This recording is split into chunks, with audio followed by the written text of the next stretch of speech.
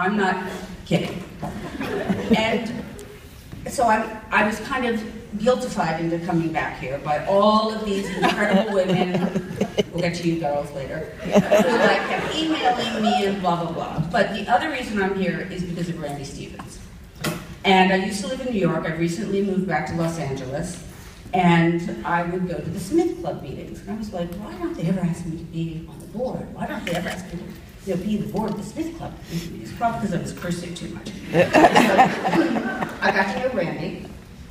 And at a very dark point of my life, when my daughter had had a lot of problems, and my husband had had a stroke, and I'd been in a very unhappy marriage, my daughter went to Columbia Grammar and Prep. And in the 10th grade, when she would have been four, they called me into the meeting, and they said, and they said, you know, we're going to ask Taylor to leave because she's failed math. And, you know, it's different now. I mean, it's very hard to get into private school in New York City. And I called up Randy, and I think it's the last time I cried. And I said, Randy, what do we do? I mean, I've invested like $1 million post-tax dollars into this cockamamie education. Throw my daughter out.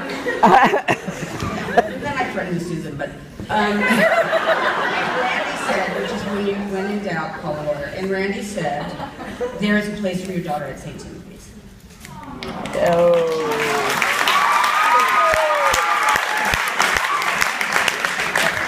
When he asked me in like February to come and speak here, I was like, Randy, honey, I don't know what I'm doing next week. I don't know what I did yesterday. I know what I did last night. I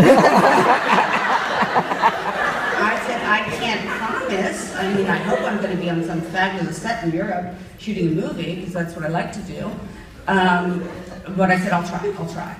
And so I didn't make my reservation. I didn't make my reservation, then I started getting these emails, and so that's why I'm unprepared. I came.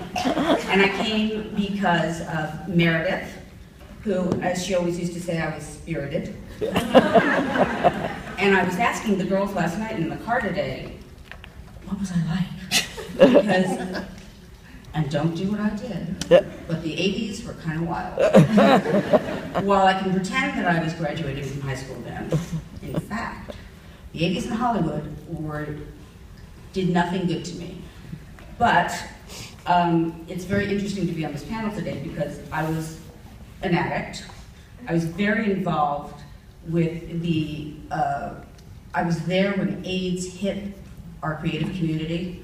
And the tragedy, I don't know if you've all seen The Normal Heart or In the Band Later On, but the work that you do is just so inspiring, and I thank you because the people that I know now don't die. And so I really, and I'm so fearful of everything I did in the 80s that we have to go to the bathroom later so you can, you know, check my heart out. I'm nervous.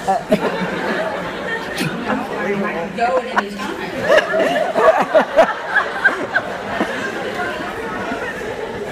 So I'm having a minute for that. The producer's all about the time. I have 4 minutes, 3 minutes, 3 minutes. Okay, so very quickly, I managed to get to college, and I managed to graduate. And there's some people I know from Smith College who reminded me that I only went to school 2 days a week because I had my schedule worked out where I would go and see my boyfriend in Brandeis. So that I only went to school on Monday and Tuesday. So the only place I could ever succeed is Hollywood. And I had no real reason to be in Hollywood, but the girls reminded me that I was very artistic, and they also reminded me that apparently I was the editor of the yearbook.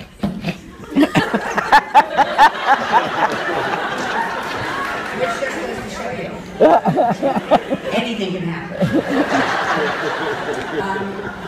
But apparently I wasn't a good enough actress to get the lead in the play. Probably for a good reason. And I ended up, I mean, life takes you on a journey, and that's what I think this is all about. We can't plan it, although some of these did. I can't plan anything. But I can now get the check. So the fact that I'm sitting here doing these movies with hundreds of millions of dollars and doing budgets, even though I'm a creative producer, but I have to kind of like keep an eye on the men. And I mean, who would have thunk it, as they say? You know, I flunked math, a 450 SAT. What's that equal to now? It's not good. It's not good. Whatever it is, it's not. I went to, thank God, a liberal arts school where I only had to do English and history. So when I got to Hollywood, I could talk real good, and I was very well educated. Thank you for all of that. But I found that I was really prepared because it was about not looking at other women as competition. Because of the combination of St. Timothy's, or Shipley threw me out, so screw them. Combination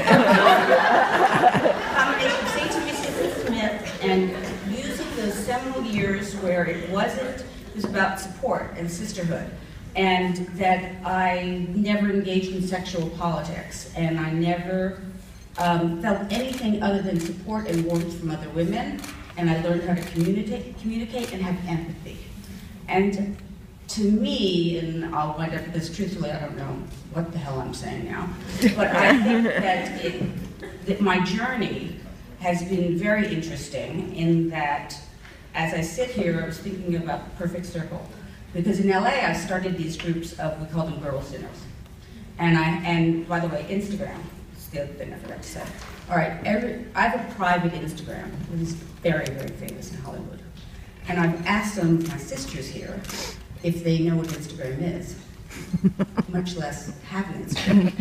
And they failed the test. But I know you girls, you know what Instagram is. So as a free pass, everyone here is invited to follow me on Instagram. Let me tell you, honey, that's a big thing. You beg to be on my Instagram. And you know, all these resources that we have now, Facebook, Instagram. By the way, Facebook is so passé. It's all about Instagram and Snapchat. And I didn't even have an email till about 12 years ago. So it just goes to show you everything can change, anything's possible.